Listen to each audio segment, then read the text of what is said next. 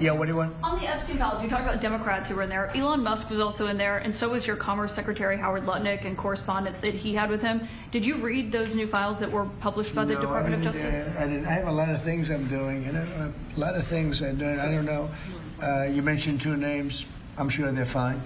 Otherwise, it would have been major headlines. A lot of women who are survivors of Epstein's are unhappy with those redactions that came out. Some of them, entire witness interviews are totally blacked out. Do you think that they should be more transparent? The fact that they thought they released too much. I heard that, and you tell me something else. No, I think it's really time for the country to get onto something else. Really, now that nothing came out about me, other than. Il arrive parfois que les déclarations officielles s'écartent du scénario prévisible et signalent des ajustements plus importants dans la dynamique entre les pouvoirs. La semaine dernière, lors d'une conférence de presse organisée dans la salle de presse de la Maison-Blanche, les questions sur la divulgation partielle de documents liés à l'affaire Jeffrey Epstein ont sensiblement modifié le schéma habituel des réponses de l'exécutif, déplaçant l'attention de l'agenda officiel vers un terrain juridiquement et politiquement imprévisible. La séance, qui devait initialement porter sur des questions économiques et diplomatiques, a rapidement été dominée par des questions relatives au volume des documents non encore divulgués et aux références à des autorités publiques qu'ils contiennent. Selon les déclarations du député Jamie Raskin, membre éminent de la commission judiciaire de la Chambre des représentants, un ensemble important de dossiers reste à l'étude, ce qui renforce les attentes concernant leur contenu et l'étendue des mentions déjà identifiées dans les documents rendus publics.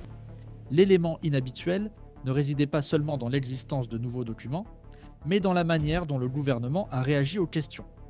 Interrogé sur la possibilité d'une éventuelle grâce présidentielle pour Ghislaine Maxwell, condamnée pour des crimes fédéraux, la porte-parole a déclaré que cette question ne figurait pas parmi les priorités du président pour le moment. La réponse a évité un refus direct, et s'est limitée à réitérer que d'autres questions seraient au centre de l'agenda gouvernemental.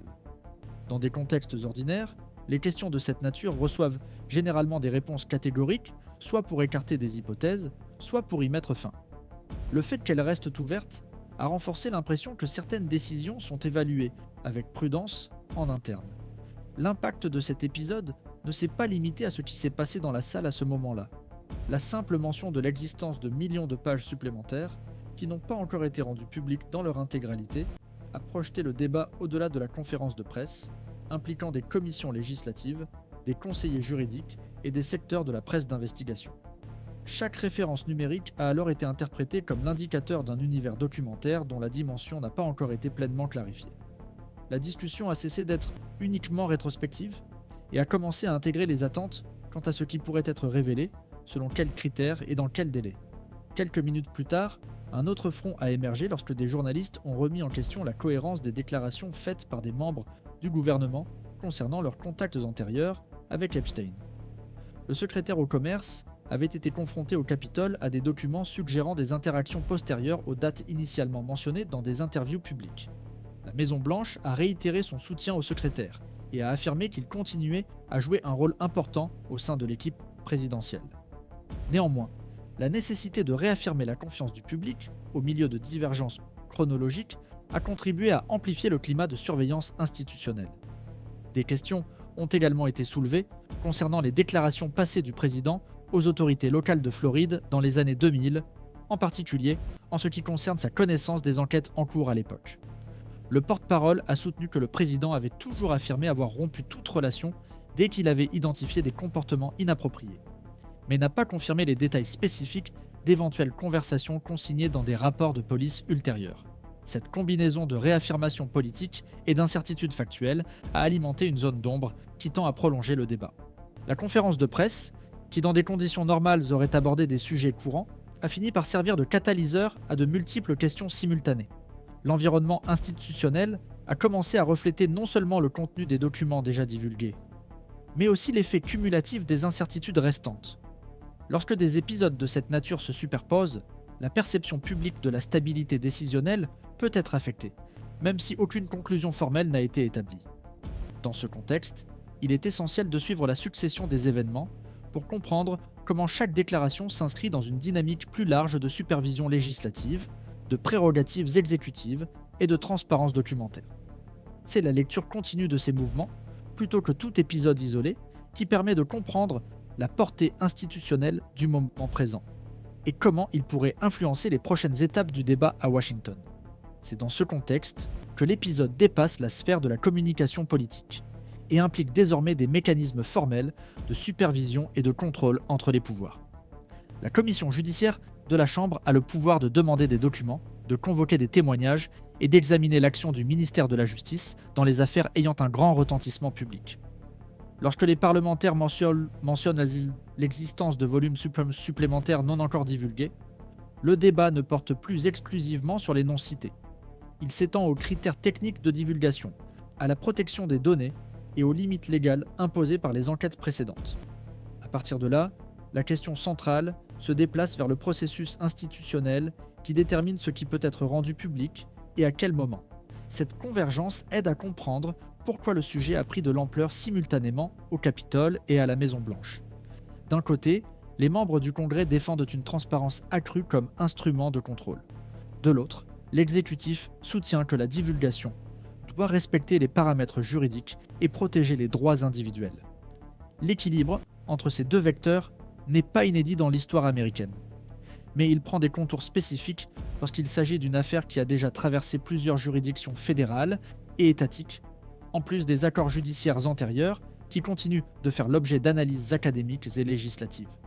Dans le même temps, la participation du secrétaire au commerce à des audiences au Congrès a ajouté une autre dimension au scénario, lorsque des divergences chronologiques apparaissent entre les déclarations publiques et les documents enregistrés.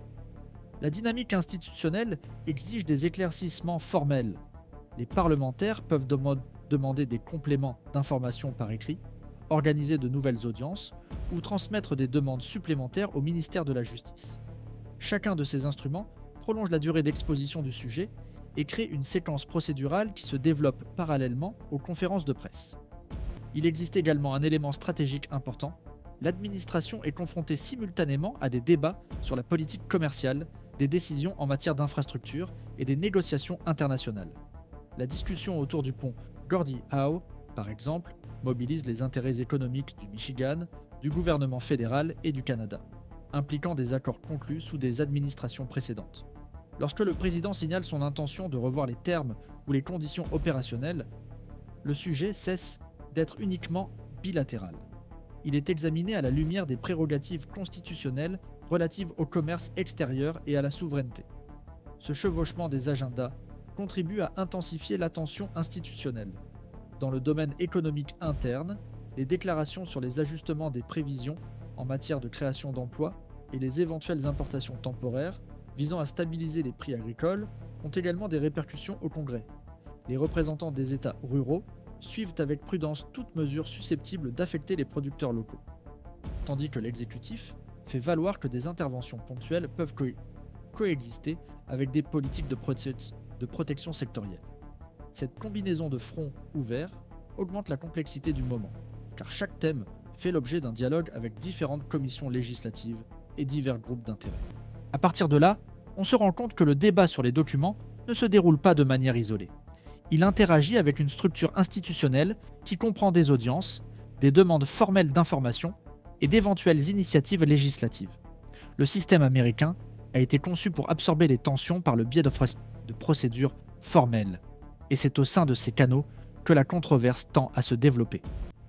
Même s'il n'y a pas de délibération concluante à court terme, le simple fait de déclencher ces mécanismes redéfinit déjà le rythme de l'agenda politique.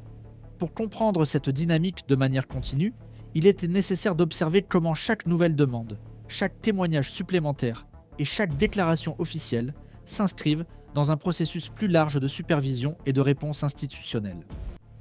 L'analyse permanente de ces mouvements permet de suivre non seulement le contenu des litiges, mais aussi la manière dont le système lui-même y réagit au fil du temps, compte tenu des documents déjà divulgués et des déclarations officielles de différents acteurs institutionnels. L'interprétation de la profondeur et de la portée de la situation actuelle reste sujette à divergence. Une tendance importante parmi les juristes soutient que la répétition d'un nom dans les registres d'enquête n'équivaut pas automatiquement à la preuve d'un comportement illégal, car les dossiers administratifs peuvent inclure des notes d'agenda, des contacts indirects ou des références circonstancielles sans implication juridique concrète. Cette perspective souligne la nécessité de séparer les mentions documentaires formelles de l'implication juridique effective. A l'inverse, d'autres experts soutiennent que seule une transparence totale est capable d'éliminer les doutes persistants, arguant que la divulgation complète permettrait de replacer chaque événement dans son contexte factuel spécifique, réduisant ainsi la marge d'interprétation ambiguë. La controverse s'étend également au débat sur les compétences présidentielles, en particulier en ce qui concerne l'exercice du pouvoir de grâce. La Constitution des États-Unis d'Amérique confère au chef de l'exécutif une large autorité pour accorder des grâces relatives aux infractions fédérales. Cependant, lorsque cette prérogative est envisagée dans des contextes politiquement très sensibles, elle suscite généralement des réactions au sein du Congrès et dans les milieux juridiques. Les analystes observent que même si la décision est formellement soutenue par le texte constitutionnel, ses effets institutionnels dépendraient de l'accueil réservé par l'opinion publique et de l'éventuelle réponse législative qui s'ensuivrait. Il n'y a pas de consensus sur la question de savoir si le simple débat sur cette possibilité a déjà un impact politique durable ou s'il ne fait que renforcer les polarisations préexistantes dans le milieu politique. Il existe également des interprétations divergentes sur l'action du ministère de la Justice. Certains observateurs estiment que la divulgation progressive des documents suit des critères techniques consolidés, liés à la protection des victimes et à la préservation de l'intégrité procédurale. D'autres se demandent si la publication fragmentée ne prolonge pas la controverse et ne maintient pas le sujet sous les feux de l'actualité pour une durée indéterminée. Dans ce contexte, le débat ne porte plus sur la simple existence des archives, mais sur la manière dont leur divulgation est gérée, et sur le rythme choisi pour la publication des informations. Au sein du Congrès, les parlementaires examinent d'éventuelles mesures supplémentaires de contrôle institutionnel, tandis que les dirigeants des partis évaluent les coupes politiques liées à l'intensification ou à l'apaisement du conflit.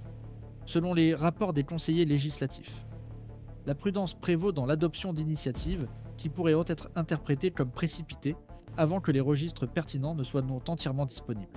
Cette attitude suggère que les institutions sont encore en train d'assimiler les données déjà rendues publiques et attendent des décisions formelles sur les prochaines étapes. Dans le même temps, le chevauchement d'autres agendas stratégiques, tels que les négociations commerciales internationales et les débats sur les infrastructures nationales, contribue à créer un environnement dans lequel des décisions apparemment indépendantes peuvent influencer les perceptions plus larges de la stabilité gouvernementale. Les experts estiment que l'interaction entre ces thèmes élargit le champ d'interprétation, permettant des évaluations divergentes sur la conduite administrative. Alors que certains y voient une réaffirmation des prérogatives exécutives, d'autres identifient des signes de tension entre les différents pouvoirs de l'État. Ainsi, la situation reste ouverte. À ce jour, il n'existe pas de conclusion institutionnelle consolidée, ni de définition claire quant à l'issue des analyses documentaires en cours. On observe un processus continu, caractérisé par des demandes formelles, des réponses progressives et des interprétations concurrentes. Dans les systèmes démocratiques complexes, les événements de cette nature ont tendance à évoluer de manière progressive, leurs effets étant conditionnés par les décisions futures et l'interaction permanente entre le pouvoir exécutif, le pouvoir législatif et le pouvoir judiciaire. Pour comprendre avec précision le déroulement de cet épisode, il est essentiel de suivre comment chaque nouveau document divulgué, chaque audience menée et chaque prise de position officielle modifie l'équilibre temporaire entre les institutions. C'est cette dynamique progressive, plus que des déclarations isolées, qui permettra d'évaluer la portée effective du moment et ses répercussions possibles sur le fonctionnement du système politique des États-Unis d'Amérique.